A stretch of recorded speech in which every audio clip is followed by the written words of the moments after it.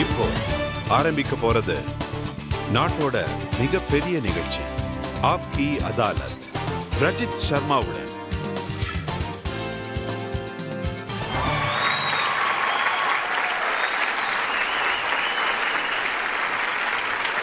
வணக்கம். ஆப்கி அதாலத்துல உங்களை வரவேற்கிறேன்.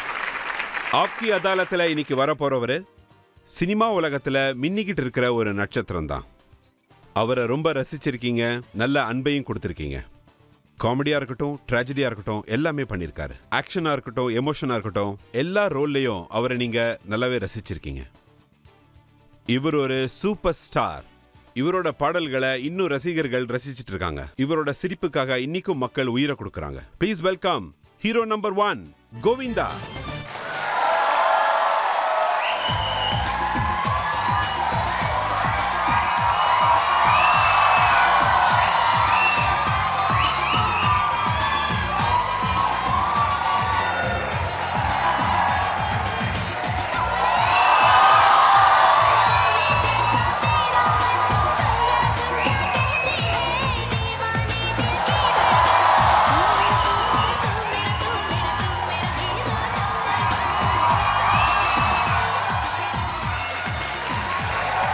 இன்னைக்கு நம்ம வழக்கோட ஜட்ஜ் யாருன்னா பிரபலமான ஜர்னலிஸ்ட், ரைட்டர் KG சுரேஷ்.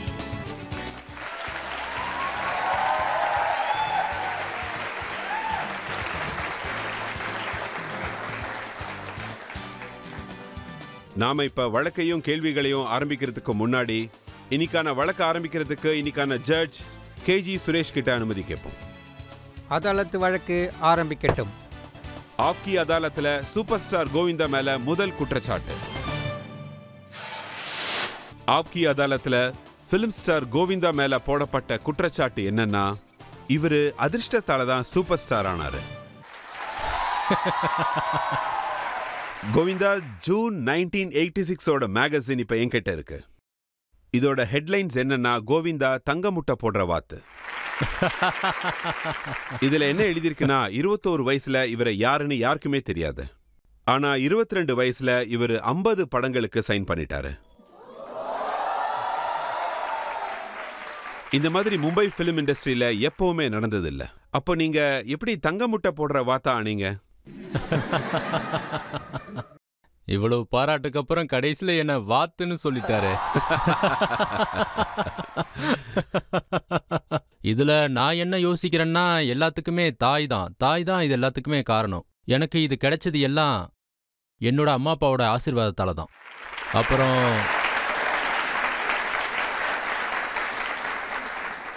அதுலேயும் குறிப்பா என்னுடைய அம்மாவால தான்னு சொல்லியே ஆகணும். ஏன்னா எனக்கு 14 வயசு இருக்கும்போது எங்க அம்மா என்னைய காயத்ரி மந்திரம் எழுத சொன்னாங்க. நான் 24 லட்சம் காயத்ரி மந்திரத்தை எழுதினேன். எப்பவும் ஹீரோ மாதிரி இருக்க மாட்டேன், அப்புறம் ஹீரோவா தெரிஞ்சேன்.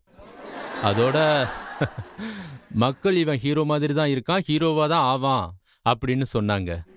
நான் என்ன நினைச்சேன்னா, நானா இங்க ஹீரோவா ஆக போறேன். ஏன்னா நான் ரொம்ப பயப்படுவேன், ரொம்ப வெக்கப்படுவேன், படங்கள்ல நடிப்பேன்னு நான் நினைச்சு கூட பார்க்கல. முதல் குற்றச்சாட்டு ரொம்ப நல்லா இருக்கு. ஆனா இது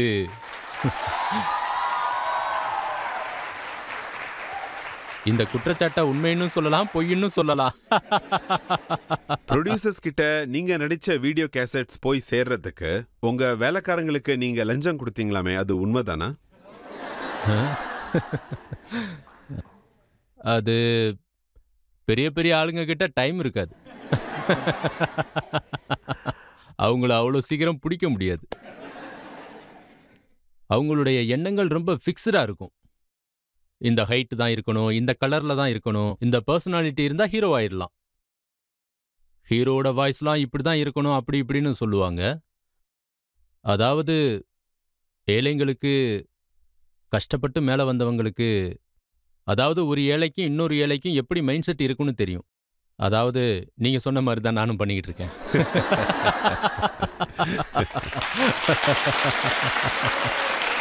அப்புறம் அதாவது முதல் படம் பண்ணும்போது, அதுவும் ரொமான்டிக் சீன் பண்ணும்போது நடுங்கிட்டு இருந்ததா நாங்க கேள்விப்பட்டோம். அதுக்கு முன்னாடி இந்த மாதிரி நான் பண்ணதே இல்லை. நான் அதிகமா பக்திமயமா இருந்ததுனால நான் அதை பத்திலாம் யோசிச்சு கூட பார்த்ததே இல்லை. அதுக்கப்புறம் நிலைமை எப்படி ஆயிடுச்சுன்னா, முதல்ல சாப்பாடே கிடைக்காம இருந்தது, அதுக்கப்புறம் பெரிய பஃபட்டே கிடைச்சது.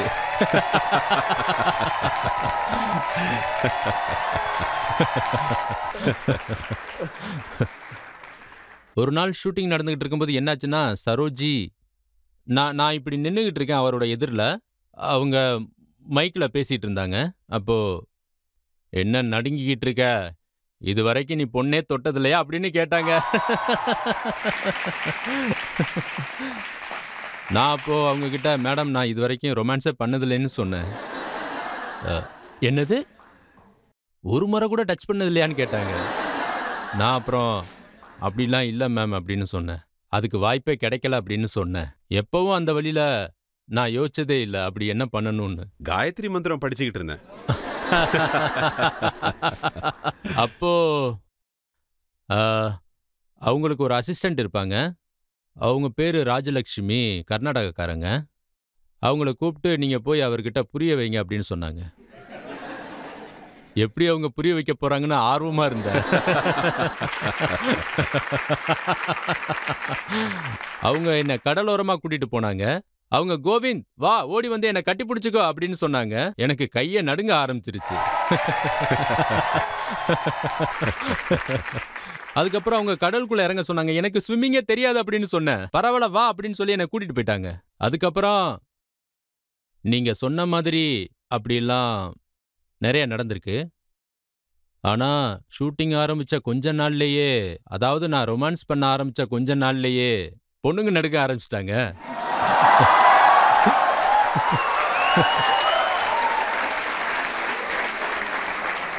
இப்படி பண்ண ஆரம்பிச்சு அதுக்கப்புறம் உங்க பாடல்களை இன்ஸ்பிரேஷனாவே எடுத்துக்க ஆரம்பிச்சிட்டாங்க. ஓ! ஆ, என் படங்கள்ல இருந்த பாடல்கள் எல்லாம் உங்களுக்கே நல்லா தெரியும். எல்லா பாட்டுமே ரொம்ப புனிதமா இருக்கும். "சர்க்காலோ கட்டியா ஜாலகே, மெர்ச்சி லகே தோ மே கியா கரே" இந்த பாடல்கள்லாம் ரொம்ப சாதாரணமானது. அப்புறம் அது ஆ நீங்க சொன்ன மாதிரியே நடந்திருக்கு. இதெல்லாம் சூப்பர் ஹிட் பாடல்கள். நீங்க ஸ்டோரி எதுவும் கேட்காமலேயே அந்த படத்தை பத்தி எதுவும் தெரிஞ்சுக்காம நீங்க அந்த படத்துல சைன் பண்ணுவீங்கன்னு சொல்றாங்க. அது உண்மைதானா? ஆ, ஆமா சார். அந்த நேரத்துல நான் ரொம்ப ஏழை வீட்ல இருந்து வந்த பையன். நெறைய கஷ்டப்பட்டிருக்கேன். எனக்கு நெறைய வேலை கிடைச்சது. நெறைய காசு வருது.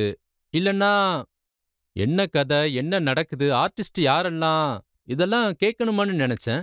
எங்க அம்மா என்கிட்ட என்ன சொல்லுவாங்கன்னா, "கோவிந்த், சினிமான்னா இப்படி தான் இருக்கும்பா. மனுஷன் கஷ்டங்கள்ல வேலை தேடுவான். ஒரு நாள் அவன் ஜெயிச்சதுக்கு அப்புறம் வேலையில இருக்கிற கஷ்டத்த பார்ப்பான். அதனால உனக்கு வேலை கிடைச்சிருக்கு. நீ அந்த கடவுள் மேல நம்பிக்கை வை. வேலை பார்த்துக்கிட்டே இரு, கஷ்டப்பட்டுக்கிட்டே இரு. உண்மையா பண்ணு, அந்த வேலையில நேர்மையா இரு. அதனால தான் நேர்மையா வேலை பார்க்கணும். என்ன பண்றாங்க, ஏன் பண்றாங்கன்னு எதுக்கு கேள்வி கேட்கணும்னு நெனச்சேன். அதனால நான் நெறையா ஆனா என்னன்னா என்ன சீன் பண்ணணும்னு செட்ல போய் தான் கேட்பீங்களாமே. ஆமா சார். செட்டுக்கு போனதுக்கு அப்புறம் தான் எல்லாமே எனக்கு தெரியும். சில நேரங்கள்ல உங்களுக்கு ஏத்த மாதிரி சீன்ஸ் எல்லாம் மாத்திப்பீங்களாமே. அது உண்மையா? படம் உங்களுக்காக எடுக்கிறீங்களா, இல்ல பப்ளிக்காக எடுக்கிறீங்களான்னு கேட்பேன். அவங்க, "இல்ல, நாங்க பப்ளிக்காக தான் படம் எடுக்கிறோம்" அப்படின்னு சொல்லுவாங்க. அப்படின்னா இப்படியே இருந்தீங்கன்னா படம் ஓடாதுன்னு சொல்லுவேன். மக்கள் எதை பார்த்து கன்வின்ஸ் ஆகுறாங்களோ அதை எடுங்கன்னு சொல்லுவேன். அந்த கேரக்டரை நீங்க எப்படி உருவாக்குனீங்க? கூலி நம்பர் 1ல இருந்த கேரக்டர் நீங்க தான் கிரியேட் பண்ணீங்களாமே. எப்படி அந்த ஐடியா வந்துச்சு உங்களுக்கு? படங்கள்ல பண்ண கேரக்டர் எல்லாமே பிடிச்ச கேரக்டர்ஸ். அந்த எல்லா கேரக்டர்ஸும் என் வாழ்க்கையில எங்கேயோ ஒரு இடத்துல சந்திச்சவங்க தான். இந்த கேரக்டரை நான் எங்கேயோ ஒரு இடத்துல ஃபங்க்ஷனுக்கு போகும்போது நான் பார்த்தேன்.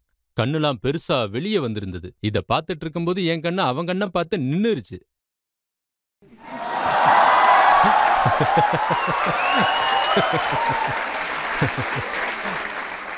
ஸோ இந்த மாதிரி ஆளுங்க இந்த மாதிரி இன்ட்ரெஸ்டா பண்ணிக்கிட்டு இருக்கும்போதெல்லாம் இவரை பார்க்கும்போது எனக்கு ரொம்ப இன்ட்ரெஸ்டிங்கான கேரக்டர்னு தோணுச்சு. நான் அவர்கிட்ட போய் ஏன் இப்படி பார்த்துட்டு இருக்கீங்கன்னு கேட்கலான்னு தோணுச்சு. அதுக்குள்ள போலீஸ் வந்துட்டாங்க. "யார்ரா நீ? எங்கேருந்து வர்ற? எதுக்கு இங்கே வந்தேன்னு கேட்டாங்க. அந்த போலீஸ்காரரு, "ஏய், யாரை பார்த்து முறைக்கிறேன்னு கேட்டாரு. அதுக்கு அவரு, நான் என்ன பண்ணேன், என் கண்ணே அப்படித்தானே அவர் சொன்னாரு. நான் என்ன நினைச்சேன்னா, கேரக்டர் ரொம்ப சிறப்பா இருக்குன்னு நினைச்சேன். Very good. நம்ம எவ்வளவு பெரிய ஆர்டிஸ்ட்னு அவனுக்கே தெரியல. அங்க இருந்து தான் அந்த கேரக்டர் ஹிட் ஆச்சு. நான் காதர் காஞ்சி கூட ஷூட்டிங் பண்ணும்போது ஷூட்டிங் நின்னுருச்சு. ஏன்னா அது ரொம்ப டைம் ஆயிடுச்சு. 8 மணி நேரம் 9 மணி நேரம் டைம் ஆயிடுச்சு. என்ன கோவிந்தா இவ்வளோ நேரம் ஆயிடுச்சு, யோசிச்சுக்கிட்டே இருக்க, சீன் இன்னும் முடிக்கவே இல்ல. இது என்ன சார் எல்லா கேரக்டரும் ஒரே மாதிரி இருக்கு, நீங்க ஃபாதர் நான் சன்னு, நீங்க மாமனார் நான் மருமகன், இப்படி தான் இருக்கு எல்லாம், எல்லா படத்துலயும் ஒரே மாதிரி இருக்கே. அதுக்கப்புறம் தான் எனக்கு இந்த கேரக்டர் ஞாபகம் வந்துச்சு. அப்பதான் நான் அவர்கிட்ட கேட்டேன், சார் நீங்க எதுவும் நினைக்கலன்னா நான் ஒரு ஆக்டிங் பண்ணி காட்டட்டுமான்னு கேட்டேன். அப்பதான் நாங்க இந்த சீனை ஷூட் பண்ணோம். அதுக்கப்புறம் அந்த சீனு ஹிட் ஆயிருச்சு. அது ஆஃப்டர் 9 ஹவர்ஸ், எக்ஸாக்ட்லி 9 ஹவர்ஸ் கோலி நம்பர் 1 ஷூட்டிங் ஆரம்பிச்சிச்சு.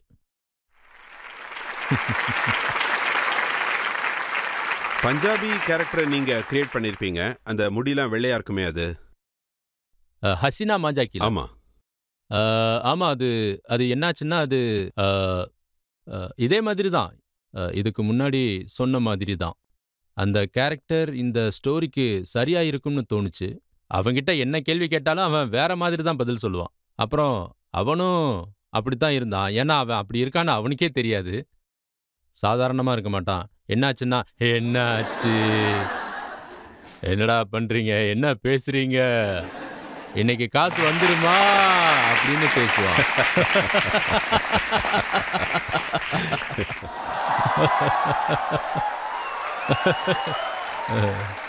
அப்ப நான் என்ன நினைச்சேன்னா, ரொம்ப நல்லா இருக்கே, இவனையும் வித்தரலாம். அதுக்கப்புறம் அதுக்கப்புறம் நான் என்ன நினைச்சேன்னா, இந்த ஆள் கூட டைம் பாஸ் பண்ணணும்னு நினைச்சேன். சார் என்னாச்சு திட்டிட்டு இருக்கீங்கன்னு கேட்டேன். யாரா நீ அப்படின்னு கேட்டாரு. அதுக்கு நான் தாபினியோட அண்ணன், அவ கூட வந்திருக்கேன் அப்படின்னு நான் அவர்கிட்ட சொன்னேன். அப்படியா, அவ உன்னுடைய தங்கச்சியா? ஆமான்னு சொன்னேன். அவ எனக்கு ரொட்டி கொடுக்கவே இல்லையே, அவ்வளவு நேரமா காத்துக்கிட்டு இருந்தா எனக்கு ரொட்டி கொடுக்கவே இல்லையே.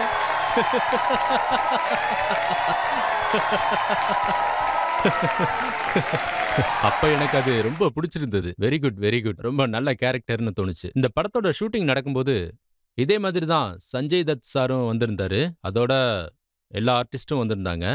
அப்போ நான் என்ன நினைச்சேன்னா, இது ரொம்ப நல்லா இருக்கே பஞ்சாபி. அப்போ சித்தப்பாவோட ரோல் இருந்தது. அந்த ரோல் அவர் பண்ணாரு.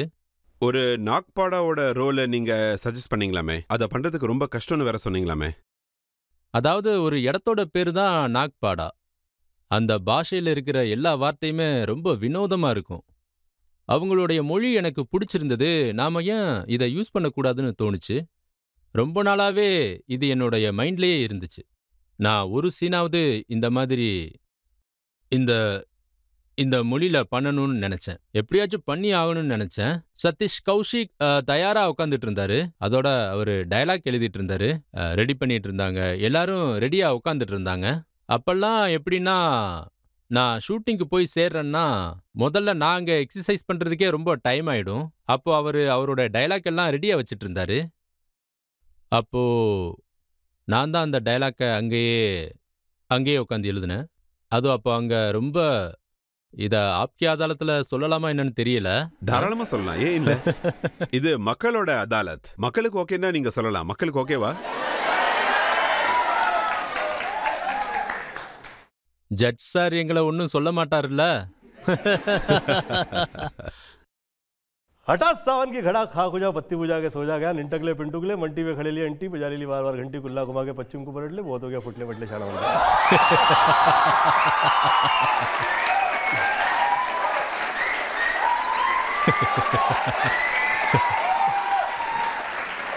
அப்புறம் ஒரே நேரத்துல நீங்க நிறைய படங்கள்ல வேற நடிச்சுக்கிட்டு இருந்தீங்க.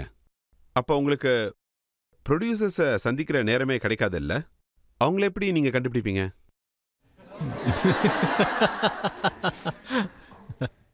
நிறைய ப்ரொடியூசரை பார்த்துருக்கேன். அந்த நேரத்துல ரொம்ப நல்ல ப்ரொடியூசர்லாம் இருந்தாங்க. ப்ரொடியூசரா இல்லாதவங்க கூட ப்ரொடியூசர் ஆயிட்டாங்க. அதாவது ஃபைனான்சரை ஏதோ ஒன்று சொல்லி செட்டுக்கு கூட்டிட்டு வருவாங்க. அந்த செட்டில் அவர் வந்திருக்காரு அப்படின்னு சொல்லுவாங்க. அப்போ ரொம்ப நல்ல விதமா நடந்துக்கணும், அன்பா இருக்கிற மாதிரி காமிச்சுக்கணும், நமக்கு நல்ல ரிலேஷன்ஷிப் இருக்கிற மாதிரி காமிச்சுக்கணும். ஏன்னா உங்ககிட்ட காசு இல்லையா அப்படின்னு கேட்பேன். காசு வந்துருச்சு, நானும் வந்துட்டேன், நீங்களும் வந்துட்டீங்க. நாம இப்ப ஸ்டார்ட் பண்ணிட்டோம்ல. காசே இல்லாம பிக்சர் ஸ்டார்ட் பண்ணிட்டாருன்னு நினைச்சேன். இது மாதிரி நிறைய பேர் இருப்பாங்க. ஆனா டாப்ல இருந்த ப்ரொடியூசர்ஸ் எல்லாம் அவங்க என்ன நினைச்சாங்கன்னா, இவன் பெரிய ஹீரோ, இவனுக்கு டேட்ஸ்லாம் இருக்காது, இவன் எப்படி ஷூட்டிங்க்குலாம் வருவான் அப்படின்னு நினைச்சாங்க. அதனால அவங்க என் கிட்டேயே வரமாட்டாங்க. அ, வந்தவங்கெல்லாம் இப்படி தான் இருந்தாங்க. அதனால அதனால என்னடா இப்படி வந்து மாட்டிக்கிட்டோமே அப்படின்னு எனக்கு தோணுச்சு. நான் திலீப் சாருக்கு நன்றி சொல்லணும்னு நினைக்கிறேன். ஏன்னா அவர் தான் முதல்ல என்கிட்ட சொன்னாரு, கோவிந்த் முதல்ல இந்த 25 படங்களை விட்டுருன்னு. என்னது 25 படங்களை விட்டுறணுமா? காசு கூட இல்லையேன்னு நினைச்சேன். அதுக்கப்புறம் கண்டிப்பா உனக்கு படங்கள் கிடைக்கும்னு சொன்னாரு. முதல்ல இந்த மாதிரி படங்களை பண்ணாத அப்படின்னு சொன்னாரு. அதுக்கப்புறம் நான் 25 படங்களையும் விட்டுட்டேன். அந்த சமயத்துல எனக்கு இந்த மாதிரியான ப்ரொடியூசர்ஸ் தான் கிடைச்சாங்க. அதுதான் உண்மை. இந்த மாதிரியான படங்கள்லாம் விட்டுட்டேன். அதுக்கப்புறம் 49 மூவிஸ் பண்ணேன்.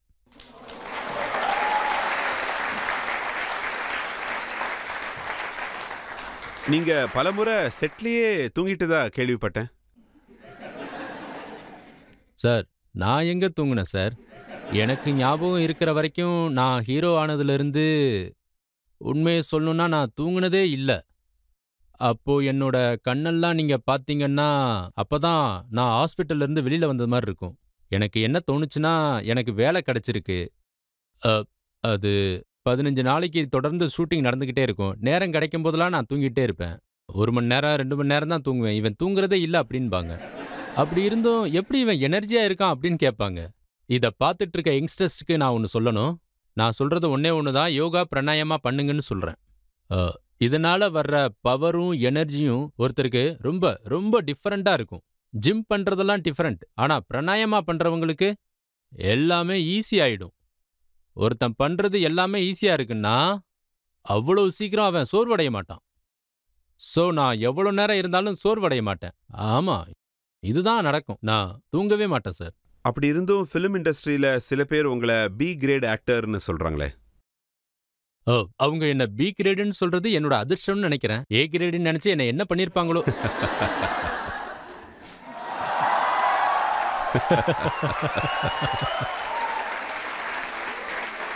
நீங்க சொன்னதுக்கு ரொம்ப நன்றி. ஏன்னா அவங்க ரொம்ப பயமுறுத்துவாங்க. ஒருவேளை உங்க படம் ஃப்ளாப் ஆயிடுச்சுன்னு வச்சுக்கோங்க, அதுக்கப்புறம் உங்களை அ, அ, ரொம்ப ரொம்ப மோசமா பேசுவாங்க. உன் குரல் நல்லாவே இல்லையாடா, உன் வாய்ஸ் சரியில்லை, நீ நடக்கிறது சரியில்லை, இப்படி இப்படி இப்படி நடந்து வா, உன் பாடி ஒன்றும் நல்லா இல்லையே, ஹீரோனா எப்படி இருக்கணும், ரொம்ப ஹைட்டா இருக்கணும், ஹீல்ஸ் ஏதாவது போட்டுக்கையப்பா அப்படின்னு சொல்லுவாங்க. மனுஷனுக்குள்ள இவ்வளோ காம்ப்ளெக்ஸ் போடுவாங்க. நாம எங்கேயாவது ஓடி போற அளவுக்கு பேசுவாங்க. அதே இது படம் ஹிட் ஆச்சுன்னா, ஹிட்டு தான் ஆனா சரியா இல்லையே, அது என்னப்பா சரியா இல்ல? அதோட அடுத்த படமும் ஹிட் ஆச்சுன்னா, நல்லா பாப்புலர் ஆயிட்டீங்கன்னா இன்னும் நல்லா பாப்புலர். இதெல்லாம் உன்னோட அதிர்ஷ்டம் தான். இல்லனா உனக்கு கிடைச்சிருக்காதே. உனக்குலாம் அவ்வளோ டேலண்ட்லாம் இல்லையே. இவங்களுக்கெல்லாம் நான் எப்பவும் முக்கியத்துவமே கொடுத்ததில்ல. சரி சரின்னு சொல்லிட்டு போய்கிட்டே இருப்பேன். ஆனா நீங்க உங்களுக்கு அவார்டு கிடைக்கலன்னு வருந்திருக்கீங்க இல்லையா? தயவு செஞ்சு என்ன மன்னிச்சிருங்க சார். மன்னிப்பு கேட்கணும்னு நினைக்கிறேன். இதுக்கு பதில் சொல்ல ரொம்ப பயமா இருக்கு. பதில் சொல்லவா?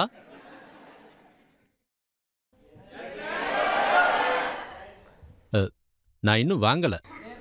காசு கொடுத்து வாங்கலேன்னு.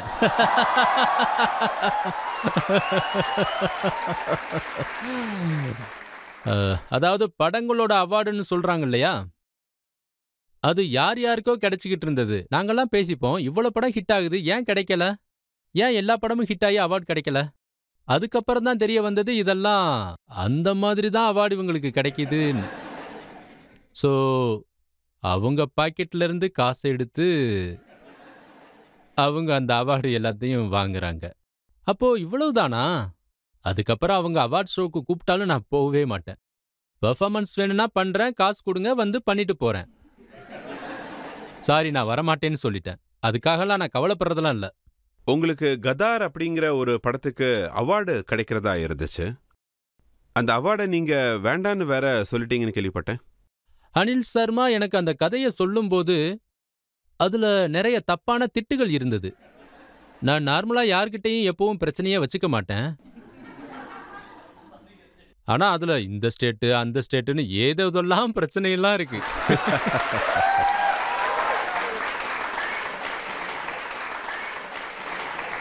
எங்க அம்மா சில விஷயங்களை ரொம்ப ஸ்ட்ரிக்டா சொல்லிட்டாங்க. அதாவது எங்க அம்மா என்கிட்ட என்ன சொன்னாங்கன்னா, நீ எவ்வளவு கஷ்டப்பட்டு வந்தன்னு உனக்கு தான் தெரியும். அதனால நீ ஹார்ட் ஒர்க் பண்ணு, ஆனா இந்த மாதிரி விஷயங்கள்லாம் ரிஸ்க் எடுக்காதன்னு. ஆனா யாருக்கும் இப்படி மட்டும் தோணக்கூடாது. அதாவது இவர் ஸ்டார் தான், ஆனா எக்ஸ்ட்ரா ஏதாவது சண்டை இதெல்லாம் பண்ணுவாரு. இப்படியெல்லாம் யாரும் சொல்லாம கோவிந்தான்னா அவன் எப்பவும் சிரிச்சுக்கிட்டே இருப்பான். டான்ஸ் பண்ணு, பாடு இதெல்லாம் தான் அம்மாவோட ஆசை. அதனால தான் அந்த படத்தை பண்ணல. நிறைய திட்டுங்கள்லாம் இருந்தது. அதை இங்க கூட டிஸ்கஸ் பண்ண முடியாது. எஸ் சோப்ராவோட சாந்தினியும் உங்க அம்மா வேண்டான்னு சொல்லிட்டாங்களா? அத நான் தான் வேணான்னு சொன்னேன். சாந்தினி படத்துல என்னுடைய கேரக்டர் என்னன்னா, நான் ஒரு ஊனமுற்றவன். கோவிந்தா எப்படி இதுல நடிக்க முடியும்னு தோணுச்சு. என்னால நடிக்க முடியாதுன்னு சொல்லிட்டேன். அதுல பாத்தீங்கன்னா அவர்கிட்ட நான் என்ன சொன்னேன்னா, சார் இதுல பாட்டெல்லாம் சூப்பர் ஹிட்டு, பாட்டுக்காக இந்த படம் நிச்சயம் ஓடுன்னு சொன்னேன். ஸோ அப்படிதான் நடந்துச்சு. இன்னொரு பெரிய டைரக்டர் உங்களை ஷாருக் கானோட தேவதாஸ் படத்துல கூட நடிக்க சொல்லி கேட்டாங்களாமே, சுனிலாலோட ரோல். எனக்கு அந்த சுனிலால் கேரக்டர் செட் ஆகும்னு உங்களுக்கு தோணுதா? அதுல அவனை குடிக்க வச்சு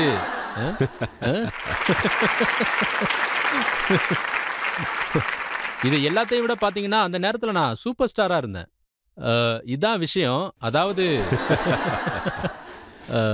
நான் என்ன நினைச்சேன்னா, கேரக்டர் ரோல் கொடுக்குறாங்க, சரி பரவாயில்ல டாப் டைரக்டர் படம் தானே பண்ணலாம்னு நினைச்சேன். ஆனா எதுக்கு கேரக்டர் ரோல் கொடுக்குறீங்க, என்ன ஸ்டார்ல இருந்து கீழே இறக்கணும் மாதிரி இருந்தது. அதுக்கப்புறம் ஷாருக் கிட்ட சொல்லி என்ன கேட்க வைங்கன்னு சொன்னேன். ஒருவேளை நண்பனா என்ன இந்த படத்தை பண்ண சொல்லி கேட்டா நிச்சயமா பண்ணுவேன்னு சொன்னேன். ஆனா இப்படி பண்ண மாட்டேன்னு சொல்லிட்டேன். நீங்க ஒரு ஸ்டார் டாப் டைரக்டர்ன்றதுனால பண்ணுவேன்னு நினைக்காதீங்கன்னு சொல்லிட்டேன். சாரி, என்னால பண்ண முடியாதுன்னு சொல்லிட்டேன். எனக்கு ஷாருக் கான்னா ரொம்ப பிடிக்கும். நாங்க ஒன்னா சேர்ந்து பிக்சர்லாம் நடிக்கல. ஷாருக் சார் ரொம்ப அற்புதமான மனுஷன், ரொம்ப மரியாதை கொடுப்பாரு, நல்ல அறிவாளி. சுபாஷ் காய் உங்களுக்கு தால்ல ஒரு ரோல் ஆஃபர் பண்ணிருக்காரு, அதுக்கப்புறம் அனில் கபூர் பண்ணிருக்காரு. சார் நான் பண்றதுக்கு தயாரா இருக்குன்னு சொன்னேன். ஆனா தாளுன்ற டைட்டில சேஞ்ச் பண்ண சொன்னேன். டைட்டில் எனக்கு பிடிக்கலன்னு சொன்னேன். அப்ப அவர் எந்த ஜோசியர் டைட்டில் நல்லா இல்லைன்னு சொன்னாருன்னு கேட்டாரு. படம் ரொம்ப நல்லா ஓடுச்சு. ஸோ கொஞ்சம் கஷ்டமா தான் இருந்துச்சு. ஹாலிவுட்ல ஒரு பெரிய படத்தோட ஹீரோ ஆஃபர் கூட நீங்க வேண்டான்னு சொல்லிட்டீங்களாமே, ஏன் எதுக்காக வேண்டான்னு சொல்லிட்டீங்க? அவதார் டைட்டில நான் தான் கொடுத்தேன். அது ரொம்ப சூப்பர் ஹிட் படமாயிருச்சு. உங்க படம் நல்லா ஓடுன்னு கூட நான் அவர்கிட்ட சொல்லியிருக்கேன். 7 வருஷத்துல கூட இந்த படத்தை உங்களால பண்ண முடியாதுன்னு சொன்னேன். 7 வருஷத்துல பண்ண முடியாதுன்னு நான் நினைக்கிறேன்னு சொன்னேன். அதனால அவங்க என் மேல ரொம்ப கோவப்பட்டாங்க. அப்பதான் எனக்கு ஞாபகம் வந்தது அவனோட ஊர்ல இருந்துகிட்டு அவனை பத்தி சொல்றேன்னு. ஸோ அப்பவே நான் அங்கிருந்து கிளம்பிட்டேன். 7 வருஷத்துல படம் முடிக்க முடியாதுன்னு நீ எப்படி என்கிட்ட சொல்லுவ அப்படின்னு அவர் என்கிட்ட கேட்டாரு. இந்த படத்துல அவதாரங்கள்லாம் ஊனமுற்றவங்க மிருகம் மாதிரி இருப்பாங்க. இந்த அவதார்லாம் கடவுளுடைய ஒரு பகுதின்னு சொன்னாங்க. அதனால நான் முடியாதுன்னு சொல்லிட்டேன். நிச்சயமா பண்ண மாட்டேன்னு சொல்லிட்டேன். நான் எந்த மாதிரியான ஒரு ஆள்னா, ஃபுல்லா ஆயுர்வேதிக், பதாஞ்சலி இந்த மாதிரி தான். அதாவது மூலிகையெல்லாம் அதிகமா எடுத்துக்கிற ஆள் நானு. நிறைய ஆயுர்வேதிக் ட்ரீட்மெண்ட்லாம் எடுத்துக்கிறேன். உடம்பு ஃபுல்லா கலர் பண்ணிக்க சொல்றாங்க. ஆனா என்னால முடியாது, சாரின்னு சொல்லிட்டேன். மன்னிப்பு கேட்டுக்கிறேன்னு அப்பவே சொல்லிட்டேன். அதோட இந்த படம் சூப்பர் ஹிட் ஆகும்னு சொன்னேன். சரியா 8வது வருஷமோ 9வது வருஷமோ நினைக்கிறேன், படம் சூப்பர் ஹிட் ஆயிருச்சு. அப்படின்னா நீங்க என்ன பண்ணாலும் உங்களுக்கு இஷ்டப்படுற மாதிரி தான் பண்ணுவீங்களா? அதான் அந்த பாட்டிலே இருக்கே சார், அந்த படத்துடைய பாட்டு. சரி, அடுத்த குற்றச்சாட்டுக்காக நீங்க காத்துருங்க. ஒரு சின்ன இடைவெளி எடுத்துக்கலாம். இடைவெளிக்கு அப்புறம் ஆப்கி அதாலத்துல சூப்பர் ஸ்டார் கோவிந்தாவுடன் வழக்குகளும் கேள்விகளும் தொடரும். அப்புறம் கோவிந்தாவை பத்தி இன்னொரு விஷயம் கூட சொல்றாங்க. உங்களோட ட்ரெஸ்ஸிங் ஸ்டைல்ல ரொம்பவே வித்தியாசமா இருக்குமாமே. மஞ்சள் colour coat, purple colour shirt, அப்புறம் வெள்ளை கலர் ஷூ. இப்ப வர்ற படங்கள்லாம் பாக்குறீங்கல்ல, நான் ட்ரெஸ் போட்டிருக்கேன்னு நினைச்சு சந்தோஷப்படுங்க.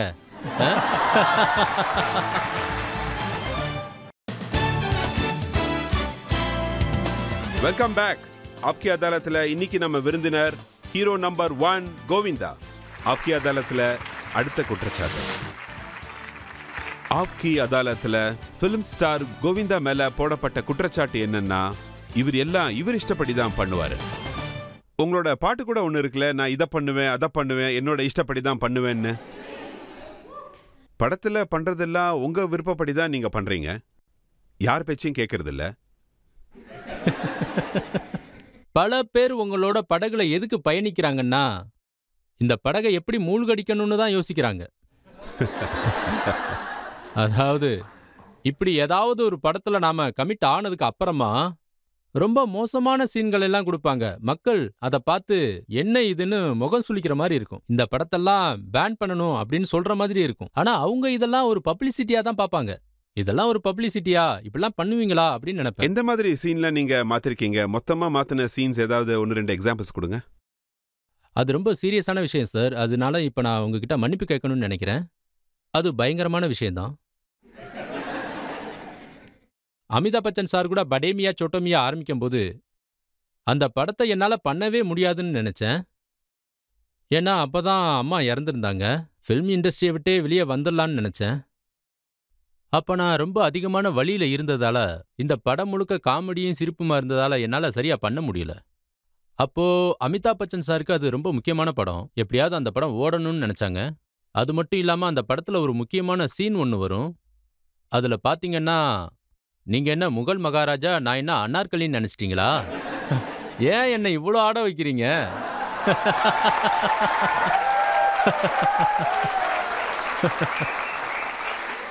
இதை எப்ப எழுதணும்னா, நாங்க ஒரு 2-3 நாளைக்கு பேக்கப்ல இருந்தோம். அப்பதான் நான் இதை எழுதினேன். கோவிந்தா இதை சொன்னா, அதனால கோவிந்தா சொன்னா சரியா இருக்கும்னு அவங்க சொன்னாங்க. ஹர்மேஷ் மல்கோத்ரா மூவி துளைராஜா. கிளைமேக்ஸ் ஷூட் பண்ணிட்டு இருந்தாங்க. ஃபுல் படமும் காமெடியா இருந்துச்சு. பாடல்கள் எல்லாமே சூப்பர் ஹிட். இந்த கிளைமேக்ஸ்ல பாத்தீங்கன்னா மெஷின் கன் எடுத்துட்டு ஆளுங்கெல்லாம் வர்றாங்க. இவங்கெல்லாம் எதுக்கு வர்றாங்க அப்படின்னு நான் கேட்டேன். வில்லன்ஸ் ஹையர் பண்றாங்க அப்படின்னாரு. வில்லன்ஸ் ஹையர் பண்ணிப்பாங்களா? இப்படிலாம் எப்படி பண்ணுவீங்க? இது ஒரு காமெடி ஃபில்ம் ஆச்சே. படம் முழுக்க காமெடி இருக்கு. இதுல பிரேம் சோப்ரா சார் இருக்காரு, அப்புறம் மனிஷ் இருக்காரு, இன்னும் நிறைய பேர் இருக்காங்க. அதனால இந்த படத்துல ஃபைட் எல்லாம் தேவையில்லைன்னு நான் சொன்னேன். கிளைமேக்ஸை கூட காமெடியா எடுத்துடலாம்ல. அதுக்கப்புறம் முழு கிளைமேக்ஸையும் உட்காந்து எழுதுனாங்க. அதுல இருந்த ஆக்ஷன் எல்லாத்தையும் அவங்க எல்லாம் சேர்ந்து கேன்சல் பண்ணிட்டாங்க. ஃபைட்டர்ஸ் எல்லாம் வாங்கன்னு கூப்பிட்டேன். அவங்க கிட்ட காசை வாங்கிக்கங்க, என்னை திட்டிராதீங்கன்னு சொன்னேன். அதான். அதுக்கப்புறம் அதை ஷூட் பண்ணாங்க. அது சூப்பர் ஹிட் ஆயிருச்சு. கோவிந்தா, உங்களை பத்தி ப்ரொடியூசர்ஸ்லாம் என்ன சொல்றாங்கன்னா, நீங்க ரொம்ப லேட்டா வருவீங்களாமே. செட்ல லேட்டா வர்றது தான் உங்க பழக்கமா இருந்ததாமே.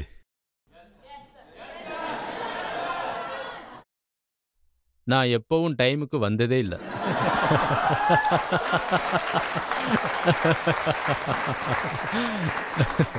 இந்த குற்றச்சாட்டை நான் ஒத்துக்க மாட்டேன் சார். இந்த குற்றச்சாட்டை நான் ஒத்துக்க மாட்டேன். நீங்க ஆப்கி அதாலத்துக்கு வர்றதுக்கே 25 வருஷம் ஆக்கிட்டீங்க.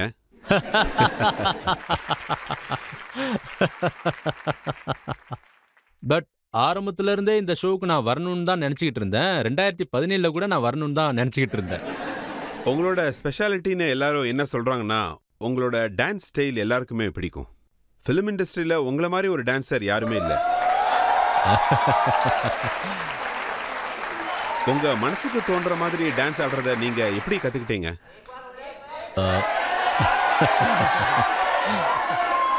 உங்களுக்காக தான் இந்த டயலாக் சொன்னது. உங்களை முகல் ராஜா நினைச்சிட்டீங்களா? இதுல என்ன விஷயம்னா, முதல் செட்ல இருந்து செகண்ட் செட், செகண்ட் செட்ல இருந்து தேர்ட் செட், 3-4 செட்டுக்கு ஒரே வாட்டி போவேன். கம்மியான படங்கள் இருக்கும்போது அப்படி இருந்துச்சு. நான் நிறைய செட்டுக்கும் ஒரே நேரத்தில் போயிருக்கேன். 3-4 ஷிஃப்ட் பண்ணி வேலை பார்த்துட்டு இருக்கும்போது அது அட நாம இந்த ஸ்டெப்பை அங்கே பண்ணோம் இல்லையா, இங்கே பண்ணோம் இல்லையான்னு ஏற்கனவே அங்கே பண்ணியிருக்கோம், மறுபடியும் இங்கே பண்ண ரிப்பீட் ஆயிடுமேன்னு. அதனால டான்ஸ் ஸ்டைல் ஃபிலிம் ஸ்டைலில் ரிப்பீட் ஆகிடக்கூடாதுன்னு நான் நினச்சேன். நான் வேற வேற கேரக்டர்ஸ் எல்லாம் பண்ணிட்டு இருந்தேன். என் கூட நடிச்ச ஹீரோயின்ஸ் எல்லாம் எனக்கு ஏத்த மாதிரி மாத்திப்பேன். நான் பண்ண ஸ்டெப்ஸ் எல்லாம் நீங்களும் ஃபாலோ பண்ணுங்கன்னு சொன்னேன். என்னோட படங்கள்ல 1/2 டஜன் மூவிஸ்க்கு மேல ஹிட் ஆயிருச்சு. எல்லா ஹீரோயின்ஸ் கூடவும் ஹிட் தான். அப்புறம் கோவிந்தாவை பத்தி இன்னொரு விஷயம் கூட சொல்றாங்க. உங்களோட ட்ரெஸ்ஸிங் ஸ்டைல்ல ரொம்பவே வித்தியாசமா இருக்குமாமே. மஞ்சள் colour coat, purple colour shirt, அப்புறம் வெள்ளை கலர் ஷூ. இப்ப வர்ற படங்கள்லாம் பாக்குறீங்கல்ல, நான் ட்ரெஸ் போட்டிருக்கேன்னு நினைச்சு சந்தோஷப்படுங்க. ஆ? இப்பெல்லாம் ரன்வீர் சிங்கும் இதே ஸ்டைல்ல தான் இருக்காரு. ரன்வீர் சிங்கை நான் சந்திக்கும் போது நீங்க ஒரு சூப்பர் ஸ்டார் அப்படின்னு நான் உங்ககிட்ட சொன்னேன். உங்களுடைய அடுத்த படங்கள் எதுவா இருந்தாலும் நீங்க அதுல சக்சஸா ஆவீங்க அப்படின்னு நான் சொன்னேன். ஏன்னா ஒரு ஆர்டிஸ்டுக்கு ஒழுக்கமும் அடக்கமும் ரொம்ப ரொம்ப முக்கியமான ஒண்ணு. ரொம்ப தெளிவானவங்களா, படிச்சவங்களா, டேலண்டடா இருக்கலாம். ஆனா அவங்க கிட்ட கர்வம்ன்ற ஒரு விஷயம் சுத்தமா இருக்கக்கூடாது. அவர்கிட்ட எல்லா குவாலிட்டிஸுமே இருக்கு. இப்பதான் அவர் ஸ்டார்ட் பண்ணியிருக்கிறாரு. அவர் இப்படியே கஷ்டப்பட்டுக்கிட்டே இருந்தாருன்னா கண்டிப்பா பெரிய ஆளாவாரு. He is my favourite. உங்களை பத்தி இன்னொரு விஷயம் கூட இருக்கு. அதாவது நீங்க காமெடியன்ஸ்க்கெல்லாம் நிறைய நஷ்டத்தை ஏற்படுத்திட்டீங்க. ஏன்னா காமெடி எல்லாம் நீங்களே பண்ணிடுறீங்க. ஏன்னா என்னுடைய படங்கள்ல காமெடி இருக்கும். அது காமெடி படங்கள் கிடையாது.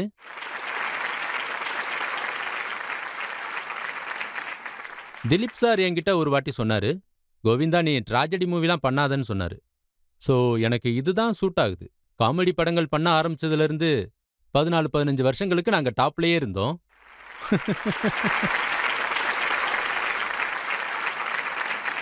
மக்களோட இன்னொரு கேள்வி என்னன்னா, உங்களோட படங்கள்ல நடிக்கிற ஹீரோயின்ஸ் எல்லாம் நீங்க பாத்தீங்கன்னா நீலம் அவங்க கூட 10 படம் பண்ணிருக்கீங்க.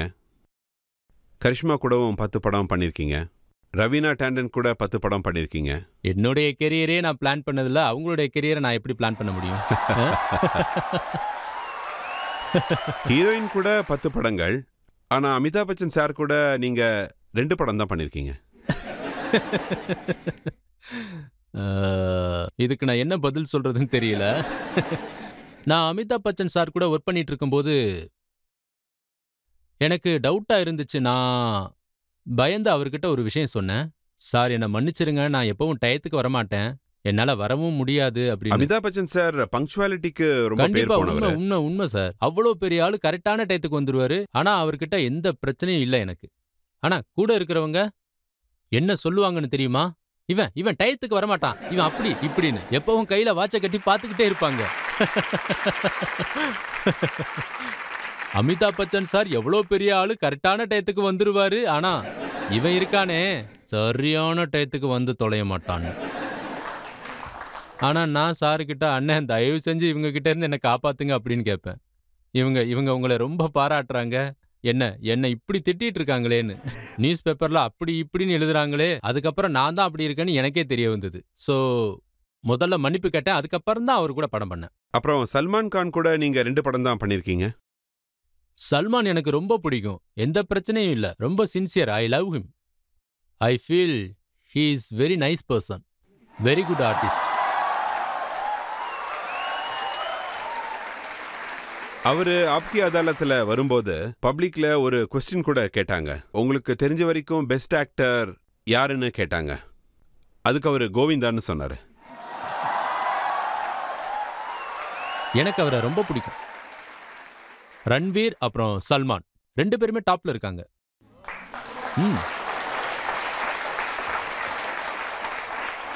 மக்கள்ல யாராவது கேள்வி கேட்க விரும்புறீங்களா? இப்பதான் நீங்க ஷாருக் கான் சார் கூட உங்களோட ரிலேஷன்ஷிப்பை பத்தி சொன்னீங்க. அவரு ரொமான்ஸ் கிங், நீங்க காமெடி கிங். நாங்க ஏதாவது ராங்காங் மூவி எதிர்பார்க்கலாமா? உங்க 2 பேரையும் ஒரே ஸ்கிரீன்ல பார்க்க வாய்ப்பு இருக்கா? இப்ப பாத்தீங்கன்னா இப்ப வர்ற படங்கள் எல்லாம் ப்ரொடியூசர் தயாரிக்கிறது இல்ல, உங்களுக்கே நல்லா தெரியும். ஹீரோஸே அவங்க படங்களை ப்ரொடியூஸ் பண்ணிக்கிறாங்க. பாத்தீங்கன்னா சல்மான் கானுக்கும் ஓன் ப்ரொடக்ஷன் இருக்கு, அமீர் கானுக்கும் ஒன்று இருக்கு, ஷாருக் கானுக்கு கூட ஒரு ஓன் ப்ரொடக்ஷன் இருக்கு. அதோட அமிதாப் பச்சன் சாரை கேட்கவே வேண்டாம், முழு ஃபில்ம் இண்டஸ்ட்ரியும் அவரோடது தான்.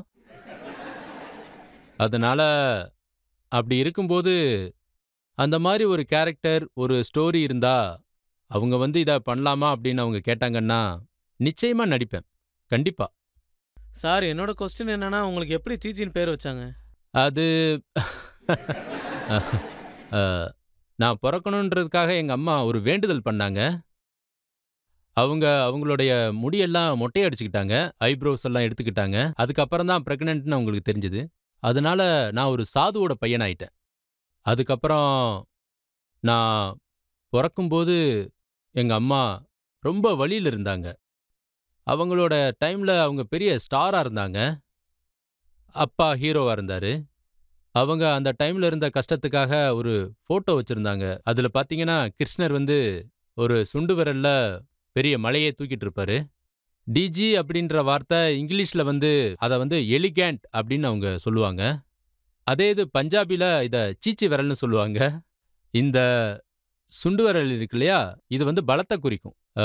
அதனால எப்பவும் கடவுளுடைய கருணை இருக்கணும்னு எனக்கு ஒரு வேளை இத வச்சிருக்கலாம். அப்படின்னு தான் நான் நினைக்கிறேன். அப்படிதான் அப்பா என்கிட்ட சொல்லிட்டு இருப்பாரு. இப்ப இன்னொரு பிரேக் எடுத்துக்கலாம். பிரேக் அப்புறம் சீச்சி அண்ணாவுடன் கேள்விகளையும் குற்றச்சாட்டுகளையும் தொடரலாம். நீங்க இவ்ளோ ஹீரோயின்ஸ் கூட ஒர்க் பண்ணிருக்கீங்க. ஆனா யார் கூடயுமே உங்களுக்கு காதல் ஏற்படலையா?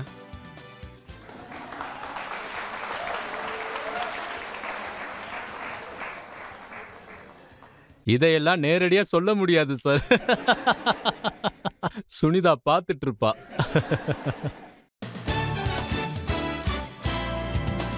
Welcome back. ஆப்கி அதாலத்துல இன்னைக்கு நம்ம விருந்தினர் சூப்பர் ஸ்டார் கோவிந்தா. இவரு 33 வருஷமா மக்களை என்டர்டெயின் பண்ணிட்டு இருக்காரு. இவரை ரொம்ப ரசிச்சிருக்கீங்க, அன்பும் கொடுத்துட்டு இருக்கீங்க. ஆப்கி அதாலத்துல அடுத்த குற்றச்சாட்டு. ஆப்கி அதாலத்துல பிலிம் ஸ்டார் கோவிந்தா மேல போடப்பட்ட குற்றச்சாட்டு என்னன்னா, இவரு உறவுகளை ஏற்படுத்திக்க மாட்டாரு. நீங்க பண்ணதிலேயே சூப்பர் ஹிட் பிலிம் என்னன்னு பாத்தீங்கன்னா, உங்களுடைய நண்பர் டேவிட் தவானோட சேர்ந்து 17 மூவி பண்ணிருக்கீங்க. அது எல்லாமே சூப்பர் ஹிட். ராஜா பாபு, கூலி நம்பர் 1, ஷோலார் ஷப்னம், படே மியா சோட்டே மியா, பார்ட்னர், இது எல்லாமே சூப்பர் ஹிட். ஆனா பல வருஷங்களா டேவிட் தவன் கிட்ட நீங்க பேசவே இல்லை. உங்க பையன் அவரோட சேர்ந்து 17 மூவி பண்ணா, அப்போ நீங்க இந்த கேள்வியை என்ன கேட்கலாம். நிச்சயம் அவங்க மையன் அவங்க அப்பாவோட 17 மூவி பண்ண மாட்டாரு. ஏன்னா அவன் டேவிட் தவானுடைய பையன், படிச்சவன். 17 படம் பண்றதுனால அந்த ஆர்டிஸ்டுக்கு என்ன ஆயிட போகுது? அதுவுமே எனக்கு தெரியாது.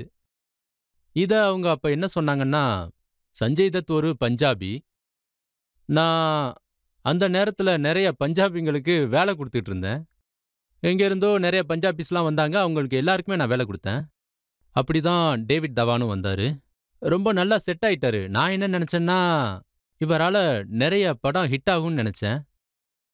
நிச்சயமா இவர் கூட சேர்ந்து நிறைய படம் பண்ணணும்னு நினைச்சேன். நான் அவர் கூட ரொம்ப நல்லா பழகிட்டு இருந்தேன். சொந்தக்காரங்க கிட்ட கூட அப்படி இருந்தது கிடையாது. அப்படி இருந்தேன். என்னோட அண்ணன் ஒரு டைரக்டர். நான் அவர்கிட்ட கூட 17 படம் பண்ணதில்ல. அப்போ அவருக்கு என்ன பிரச்சனைன்னு எனக்கு தெரியாது. ஆனா அவர் கூட சேர்ந்து 17 படங்கள் முடிச்சதுக்கு அப்புறம் நான் சஷ்மே பதோரோட சப்ஜெக்ட் சொன்னேன். அப்புறம் அந்த ப்ராஜெக்டை ரிஷி கபூர் கூட ஆரம்பிச்சிட்டாரு. அதோட ஷூட்டிங் நடந்துகிட்டு இருக்கும்போது அப்போ நான் அவருக்கு கால் பண்ணேன். அவரு, நான் என்ன பண்ணிக்கிட்டு இருக்கேன், நான் என்ன சொல்லிக்கிட்டு இருக்கேன், அதை நீ கேளு. அட நான் எதுக்காக கேட்கணும், நீ என்ன பண்றியோ அதை நீ ஒழுங்கா பண்ணு அப்படின்னு நான் அவர்கிட்ட சொன்னேன். ஷூட்டிங்கும் ஆரம்பிச்சாச்சு, இதை பத்தி இங்க டிஸ்கஸ் பண்ண வேணாம்னு நான் நினைக்கிறேன். நல்லா படிச்சிருக்காங்க, நல்லா புத்திசாலி. ஆனா அப்போ என்னுடைய செக்ரட்டரி அங்க இருந்தாங்க. அப்ப நான் பாலிடிக்ஸ்ல இருந்து வெளியே இருந்ததுனால கொஞ்சம் மாறி இருந்தேன். இவன் என்ன சொல்றான்னு நான் கேட்கணும், போனை ஸ்பீக்கர்ல வைங்கன்னு நான் செக்ரட்டரிட்ட சொன்னேன். நான் அப்படி சொல்லிட்டு இருக்கும்போது டேவிட்டோட ஃபோனு ஆன்ல இருந்துச்சு. ஃபோன்ல இருந்து நான் என்ன கேட்டேன்னா, சீச்சி நிறைய கேள்விகள் கேட்குறான். அவன் இந்த கேள்விகள் கேட்கறதுனால அவன் கூட வேலை பார்க்க விருப்பம் இல்லை அப்படின்னு சொன்னாரு. ஏதாவது சின்ன ரோல் கிடைச்சா பண்ணிக்கட்டும் அப்படின்னாரு. அந்த விஷயம் எனக்கு ஆழமா பதிஞ்சிருச்சு. அதுக்கப்புறம் நானும் ஒர்க் பண்ணக்கூடாதுன்னு முடிவு பண்ணிட்டேன். 4-5 மாசத்துக்கு பேச வேண்டாம் அப்படின்னு முடிவு பண்ணிட்டேன். 4-5 மாசத்துக்கு அப்புறம் நான் திரும்பவும் ஃபோன் பண்ணேன். சரி வாங்க ஒரு கெஸ்ட் அப்பியரன்ஸ் கொடுக்கலாம் அப்படின்னேன். மனசுல இருக்கிற ஆசை இருக்கு இல்லையா, நீங்க சொன்ன மாதிரி ஒரு சின்ன ரோலுக்காக உங்க ஷூட்டிங்ல நான் வந்துட்டு போறேன் அப்படின்னு நான் சொன்னேன். அதுக்கப்புறம் எந்த ரெஸ்பான்ஸும் இல்லை, காலும் இல்லை. பல வருஷத்துக்கு அப்புறம் நான் இதை சொல்றேன்னா இதை சொல்ல வேண்டியதா இருக்கு. இப்போ இது எல்லாமே அவங்கவுங்க மனசுல இருக்கு. அதோட என்னுடைய கதவுகள் இதுக்காகவாச்சும் மூடி இருக்குன்னா நான் எப்படி கோவிந்தாவேன்? ஆனா கோவிந்தா, நீங்க எல்லாரையும் விட காதர் கான் கூட தான் நீங்க அதிக படங்கள் பண்ணிருக்கீங்க. 41 படங்கள்ல நீங்க அவர் கூட ஒர்க் பண்ணிருக்கீங்க. சார் ரைட்டரா அவர் ஒர்க் பண்றது எல்லாமே எப்பவுமே சூப்பர் ஹிட். முதல்ல அவர் சித்தன் சார், அமிதாப் பச்சன் சார் கூட படங்கள் பண்ணாரு. அப்போ அமிதாப் பச்சன் சாரோட எல்லா படங்களும் சூப்பர் ஹிட். அதுக்கப்புறம் அவரு ஜித்தேந்தர் சார் கூட படம் பண்ணாரு. அதுவும் எல்லாம் சூப்பர் ஹிட். அதுக்கப்புறம் மிதுன் சக்கரவர்த்தி சார் கூட பண்ணாரு. அதுவும் எல்லாம் சூப்பர் ஹிட். அதுக்கப்புறம் ஏன் கூட படம் பண்ண ஆரம்பிச்சாரு. எல்லாம் சூப்பர் ஹிட். எல்லாமே சூப்பர் ஹிட் தான். ஆனா அவர் உடம்பு சரியில்லாம இருந்தபோது அப்புறம் அவர் இறந்தும் போயிட்டாரு. அவரோட பையன் என்ன சொன்னாருன்னா, கோவிந்தா 41 படங்கள் அவர் கூட சேர்ந்து பண்ணாரு. ஆனா ஒரு தடவை கூட அவரை பத்தி கேட்கவே இல்லைன்னு சொன்னாரு. நல்ல வேளை நீங்க என்ன இந்த கேள்வி கேட்டீங்க. நிச்சயமா நான் இதுக்கு பதில் சொல்லணும்னு நினைக்கிறேன். ஒருவேளை இதனால அவங்க பாதிக்கப்பட்டாங்கன்னா என்ன மன்னிச்சிருங்க. உண்மையை சொல்லப்போனா அவரு ரொம்ப சாஃப்டான நேச்சர். ஒருவேளை அவருக்கு சின்ன விஷயம் சொன்னா கூட ரொம்ப அஃபெக்ட் ஆயிடுவாரு. ஒரு முறை இப்படித்தான் தெய்வீக புத்தகத்தை அவர் எழுதிட்டு இருந்தாரு. அப்ப நான் அவர்கிட்ட என்ன கேட்டேன்னா, இந்த தெய்வீக புத்தகத்தை பெண்ணால எழுதக்கூடாதுன்ற ஒரு கண்டிஷன் இருக்கு அப்படின்னு நான் அவர்கிட்ட சொன்னேன். ஒருவேளை இந்த சட்டத்தை மீறி நீங்க பண்ணீங்கன்னா அது உங்களுக்கு நல்லதில்லைன்னு சொன்னேன். உங்க உடம்புக்கு கேடு தரும்னு சொன்னேன். நீங்க பண்ற வேலைக்கும் இதுக்கும் செட் ஆகாதுன்னு சொன்னேன். என் வாயிலிருந்து வந்துருச்சு, நான் என்ன பண்றது? ஆனா அவரை எனக்கு ரொம்ப பிடிக்கும். நான் என்ன நினைச்சேன்னா, நான் நோன்னு சொல்லிட்டேன், டைரக்டர் வந்து திட்ட போறாரு அப்படின்னு நான் நினைச்சேன். எவ்வளவு தைரியம் இருந்தா காதர்கான்ட்ட அப்படி பேசுவேன்னு கேட்பாருன்னு நினைச்சேன். ஆனா தெய்வீக புத்தகத்துல பெண்ணால எழுதுறது ரொம்ப தப்பு. அதனாலதான் அப்படி சொன்னேன். அவர் பண்ணிட்டதுனால எங்களுடைய ரிலேஷன்ஷிப்பும் மாறிடுச்சு. அவருடைய கெரியரும் ரொம்பவே மாறிடுச்சு. அந்த நேரத்துல அவர் என்ன ரொம்பவே திட்டாரு. அப்போ அவர் என்ன நிறையவே திட்டாரு. அது ரொம்ப கஷ்டமா இருந்தது. ஆனா அவரு என்னோட குருவானதுனால அவர் எவ்வளவு திட்டினாலும் நான் சைலண்டா கேட்டுக்கிட்டே இருந்தேன். அதை எதிர்த்து நான் எந்த பதிலும் சொல்லவே இல்லை. இப்பவும் சொன்னதில்ல. ஒரு 3-4 முறை ட்ரை பண்ணேன். எனக்கு பிடிச்சவங்க கூட எப்பவும் பகையோட இருக்கிறது எனக்கு பழக்கம் இல்ல. இப்படி கை கொடுக்க முடியலனாலும் ஏதாவது ஒரு வகையில கை கொடுத்துருவேன். அப்படி இல்லைன்னா கோவிந்தா கோவிந்தாவே இல்லையே. கோவிந்தா எப்பவும் மாறமாட்டான் சார். நான் நிறைய ட்ரை பண்ணேன். ஒரு 3-4 முறை ட்ரை பண்ணேன். ஆனா என்னால முடியவே இல்லை. அவரு ரொம்ப சாஃப்ட் நேச்சரா இருந்தாரு. அதுக்கப்புறம் அவருக்கு உடம்பு சரியில்லாம ஆயிடுச்சு. இப்ப யாராவது படங்கள் பத்தி, என்டர்டெயின்மெண்ட் பத்தி கேள்வி கேட்கணும்னா கேட்கலாம். சார் என்னோட கேள்வி என்னன்னா, உங்க ஒய்ஃபே பக்கத்துல இருந்தாலும் நீங்க எந்த ஹீரோயினோட பேரை கேட்டா வெக்கப்படுவீங்க சார்? அதாவது பயப்படுவீங்கன்னு கேட்டேன் சார். என்னோட ஒய்ஃப் எப்படின்னா, அட நீ யார் பேர் எடுத்தாலும் வெக்கமே படமாட்டேங்கிற, எந்த ஹீரோயின்ஸ் கூடயும் ரூமரே வந்ததில்ல, என்னதான் நடக்குதுன்னு கேட்டா. சார் என்னோட ஒய்ஃப் வந்து எல்லாருடைய நார்மல் ஒய்ஃப் மாதிரியும் கிடையாது. அவ எங்க போன, என்ன பண்ணிட்டு இருந்த, ஏன் இவ்வளவு லேட்டா வந்தீங்க, இப்படிலாம் இருந்திருந்தா நான் ஃபிலிம் இண்டஸ்ட்ரியை விட்டே வெளியில வந்திருப்பேன் சார். நீங்க இவ்ளோ ஹீரோயின்ஸ் கூட ஒர்க் பண்ணிருக்கீங்க. ஆனா யார் கூடயுமே உங்களுக்கு காதல் ஏற்படலையா?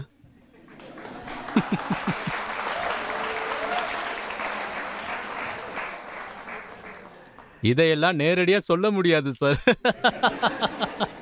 சுனிதா பார்த்துட்டு இருப்பா.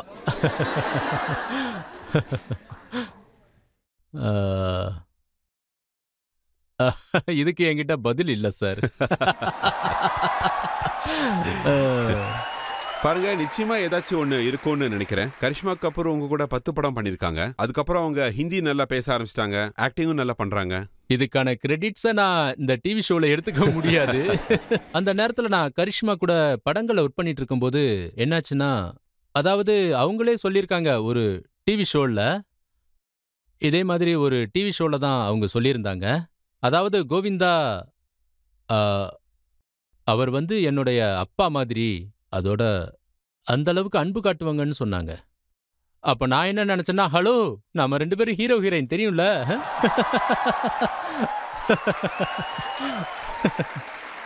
நான் என்ன சொன்னேன்னா, நான் ஒன்றும் உன்னோட அப்பா இல்லம்மா, நாம எவ்வளவு ரொமான்ஸ் பண்ணிருக்கோம், மக்கள்லாம் பார்த்தா என்ன நினைப்பாங்க.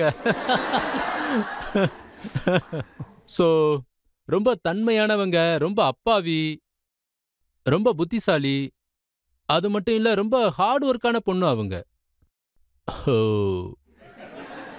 அவங்க இவ்வளவு பெரிய குடும்பத்துல இருந்து வந்திருக்காங்கன்னு சொன்னாங்கன்னா அதை யாருமே நம்ப மாட்டாங்க.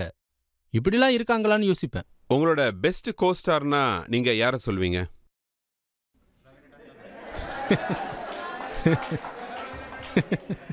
கோஸ்டார் அஸ் அ ஹீரோயினா சொல்லணும்னா அவங்க கூட என் படம் ஓடுனதே இல்ல. ஆனா அவங்கள எனக்கு ரொம்ப பிடிக்கும். ஷில்பா ஷெட்டி கூட நான் நடிச்ச படங்கள் எதுவும் ஓடல. ஆனா படத்தோட பாட்டு ஹிட் ஆயிருச்சு. ஸோ ரிலேஷன்ஷிப் இருக்க வேண்டிய அவசியம் இல்ல. அன்பு இருந்தா அதுவே போதும் இல்லையா? சரி, இப்ப கொஞ்சம் ரிலீஃப்காக நம்ம பிரேக் எடுத்துக்கலாம்னு நினைக்கிறேன். நன்றி சார். ஐ ரிக்வயர்ட். இப்போ ஒரு சின்ன இடைவேளைக்கு அப்புறம் ஆப்கி அதாலத்துல கோவிந்தாவுடன் கேள்விகளையும் வழக்குகளையும் தொடரலாம். நீங்க முதல் முறையா கல்யாணம் பண்ண போது உங்களுக்கு கல்யாணம் ஆயிடுச்சுன்னு 4 வருஷமா யார்கிட்டயும் சொல்லல? ஆமா சார், 4 வருஷம் யார்கிட்டயும் சொல்லாமலாம் இல்ல. அந்த 4 வருஷம் நானு மறைச்சு வச்சீங்க. ஆமா சார். அந்த டைம்ல எனக்கு படங்களே கிடைக்கல. கல்யாணம் ஆனா படங்களே கிடைக்காதுல்ல. கல்யாணம் ஆயிட்டா பொண்ணுங்க விழ மாட்டாங்க.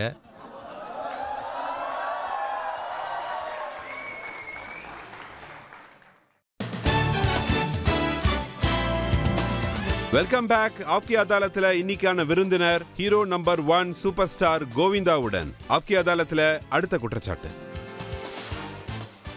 ஆப்கி அதாலத்துல பிலிம் ஸ்டார் கோவிந்தா மேல போடப்பட்ட அடுத்த குற்றச்சாட்டு என்னன்னா, இவரு மூட நம்பிக்கை இருக்கிறவரு.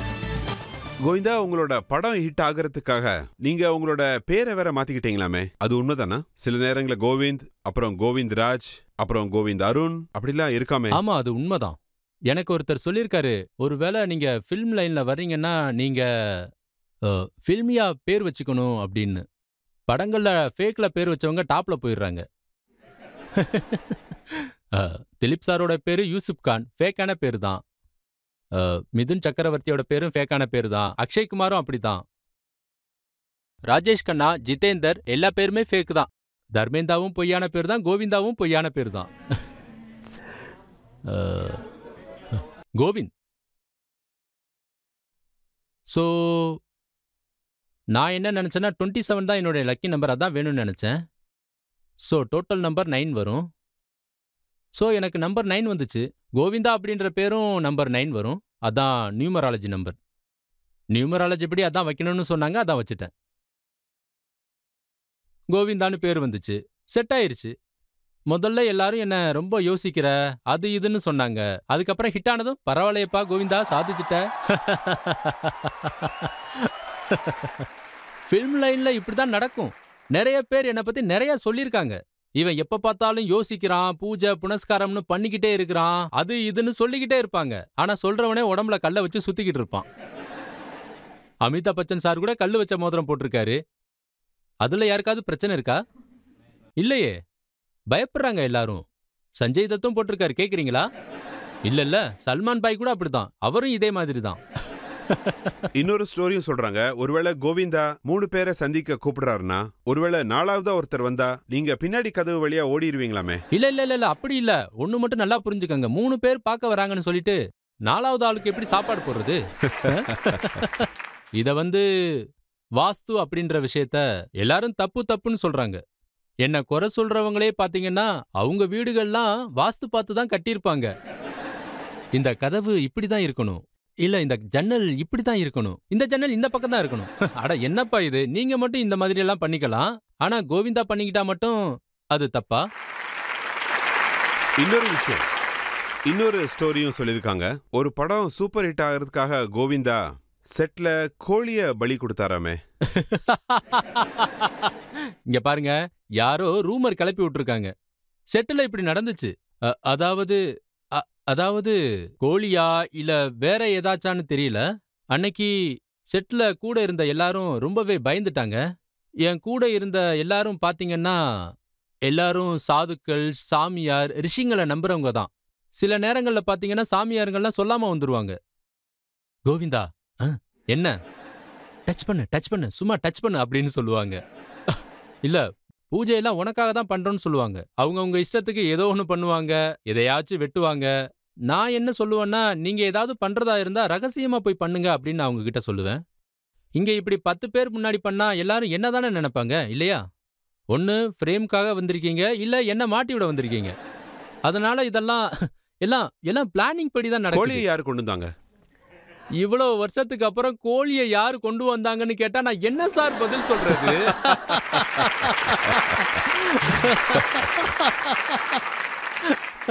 அப்புறம் இன்னொரு விஷயம் கூட கேள்விப்பட்டிருக்கோம், கோவிந்தாவுக்கு சிவப்பு கலர்னா பயமாமே. நீங்களே சொல்லுங்க, படத்துல ரெட் துப்பட்டா சாங் யார் பாடினது? நீங்க தான் சார். பாட்டு யார் பாடினது?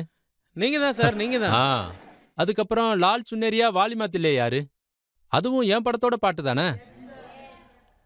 இது எல்லாமே ரெட்டு தானே. அப்போ இந்த ரெட்டு வேற அந்த ரெட்டு வேறயா என்ன? அதெல்லாம் என்னது? வேணும்னா அந்த பாட்டுல இருந்து ரெட் கலர் வேற சரி. எடுத்துடலாம். அதாவது நீங்க உங்க 49 வயசுல திரும்பவும் கல்யாணம் பண்ணிக்கிட்டதுல ஏதாவது மாயஜாலம் இருக்கான்னு? அதாவது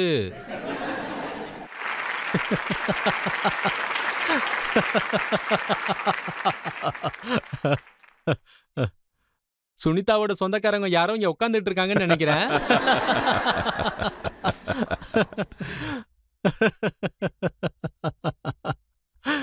எல்லாம் ப்ராப்பரா தான் நடந்துச்சு. ஏதோ ஒண்ணு நடந்துச்சு அப்படிலாம் ஒண்ணும் கிடையாது. நீங்க சொன்ன மாதிரி என்னுடைய 2வது கல்யாணம் அது அது நடந்துச்சு. என்னோட அம்மா என்ன சொன்னாங்கன்னா, 49 வயசானாலும் சரி, நீ இந்த கல்யாணத்த திரும்ப பண்ணி தான் ஆகணும்னாங்க. திரும்ப லைஃப ஃப்ரெஷ்ஷா ஸ்டார்ட் பண்ணு அப்படின்னு சொன்னாங்க. ஸோ அதனால நான் 49 வயசுலயும் திரும்பவும் சுனிதாவையே கல்யாணம் பண்ணிக்கிட்டேன். எல்லாமே சடங்கு சம்பிரதாயப்படி தான் நடந்துச்சு. இப்ப எதுலயும் எந்த குறையும் இருக்கக்கூடாது அப்படின்னு நினைச்சேன். நடந்துச்சு. இதுல எந்த குற்றமும் இல்ல சார். நீங்க முதல் முறையா கல்யாணம் பண்ண போது உங்களுக்கு கல்யாணம் ஆயிடுச்சுன்னு 4 வருஷமா யார்கிட்டயும் சொல்? ஆமா சார். 4 வருஷம் யார்கிட்டயும் சொல்லாமல்லாம் இல்ல. அந்த 4 வருஷம் நானு மறைச்சு வச்சீங்க. ஆமா சார்.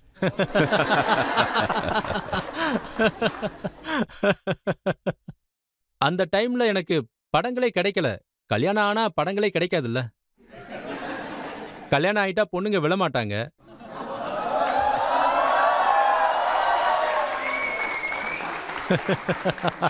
அப்ப கல்யாணம் பண்ணவங்க எல்லாம் எப்படி விழ வச்சீங்க? இத சொல்லியே ஆகணும். அதாவது அவ தான் என்ன முதல்ல விழ வச்சா.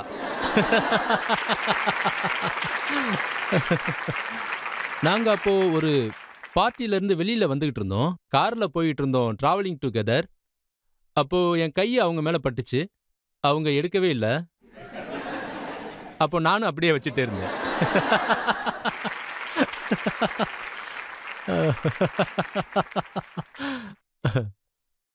அப்ப எனக்கு அவளை ரொம்ப பிடிச்சிருந்தது.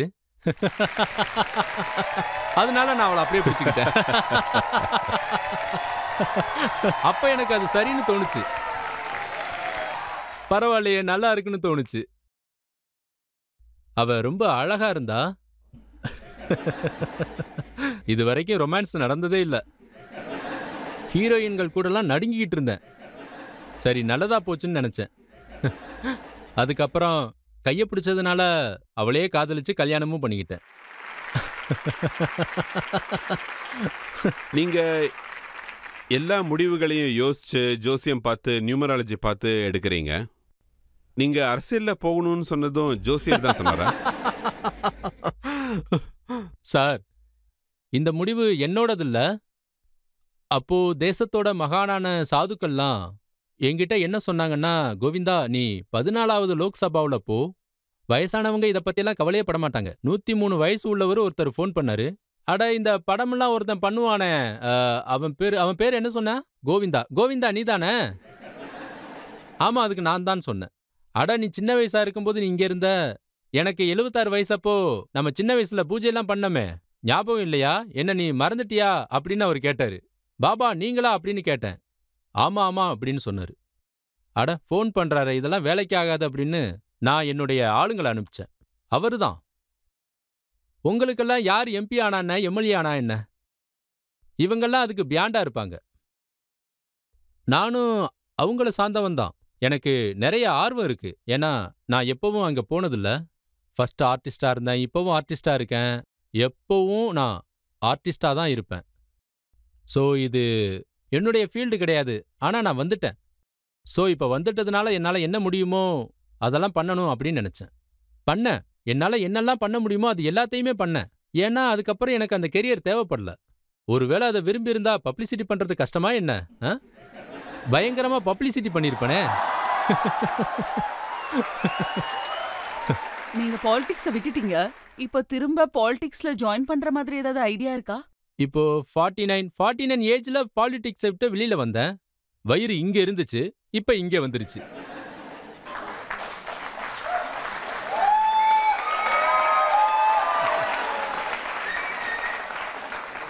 நான் பாலிடிக்ஸ்ல இப்படிலாம் பண்ணிக்கிட்டு என்னோட பல்லு இப்படி ஆயிருச்சு. இப்ப உண்மையை சொல்லப்போனா இப்ப எல்லாமே கரெக்ட் ஆயிருச்சு. இந்த ஹேர் ஸ்டைல்லாம் இப்போ ரொம்ப கிளீன் ஆயிருச்சு.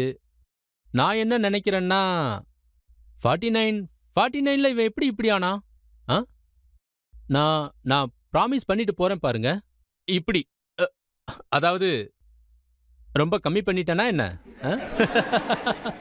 அதாவது உங்க பாடி அப்புறம் பர்சனாலிட்டி உங்களுக்கு தோணுச்சுன்னா அது மாதிரி வேணும்னா நீங்க என்ட்ரு ஆகலாம்.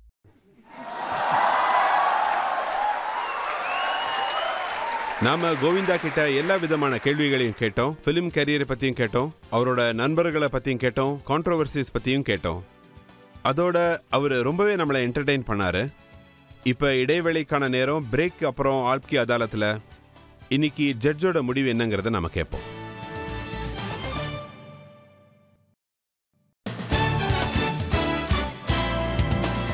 Welcome back.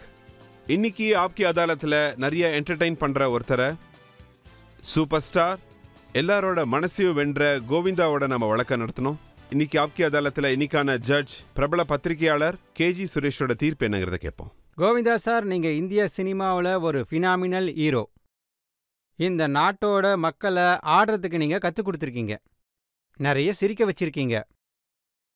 இந்திய சினிமானாலே ஹீரோவாக இருக்கிறவங்க வீரமாக இருக்கணும்னு சொல்லுவாங்க. ஆனால் நீங்கள் முதல் முறை காமெடியன் ஹீரோ கான்செப்டை நீங்கள் சில்வர் ஸ்க்ரீனில் காமிச்சிருக்கீங்க. ஒருவேளை படேமியா ஆங்க்ரி யங் மேன்னா, சோட்டே மியா ஹாப்பி யங் மேன்னா கோடிக்கணக்கான மக்களை அழ வச்சிருக்கீங்க, சிரிக்க வச்சிருக்கீங்க, ரசிக்கவும் வச்சிருக்கீங்க. சாதாரண மக்கள், ஏழைகள், வேலைக்காரங்க, கிராமத்தோட இளைஞர்கள் உங்களோட பெர்ஃபார்மன்ஸையும் வெற்றியும் பார்த்து உங்களோட வெற்றியை அவங்களோட வெற்றியாக ஏற்றுக்கிட்டாங்க. நீங்கள் எல்லா வேலையையும் மனசார பண்ணியிருக்கீங்க. நீங்கள் மனசார மக்களை சிரிக்க வச்சிருக்கீங்க, மனசார ஆடியிருக்கீங்க, நாட்டோட மனசை வென்றிருக்கீங்க. இன்றைக்கும் நீங்கள் எல்லா குற்றச்சாட்டுக்கான பதிலையும் மனசார கொடுத்துருக்கீங்க. இளைஞர்கள் தலைமுறைக்கு யோகா பிராணாயாம முக்கியத்துவத்தை பற்றி நீங்கள் சொல்லியிருக்கீங்க. இந்த நீதிமன்றம் உங்களை எல்லா வழக்குகளில் இருந்தும் இன்னைக்கு விடுதலை செய்யுது. அதோட ஒரு கோரிக்கையும் வைக்கிறோம். இதே மாதிரி சிம்பிளாக இருங்க, எனர்ஜெட்டிக்காக இருங்க, சிரிச்சுக்கிட்டே இருங்க, எங்களையும் சிரிக்க வச்சிருங்க. நீங்கள் ஆடிட்டு எங்களையும் ஆட வைங்க. தேங்க்யூ. மக்களோட மனசை ஜெயிச்சு நம்ம நாட்டோட பேரை மேல மேல கொண்டு போவாருன்னு, எல்லா மக்களையும் சந்தோஷப்படுத்துவாருன்னு கோவிந்தா இதே மாதிரி நம்மளை என்டர்டெயின் பண்ணுவாருன்ற நம்பிக்கையோட இன்னைக்கான வழக்கை நாம இதோட முடிக்கிறோம். மீண்டும் இன்னொரு விருந்தினருடன் உங்களை நான் சந்திக்கிறேன். அது வரைக்கும் காத்திருங்க. நன்றி, வணக்கம்.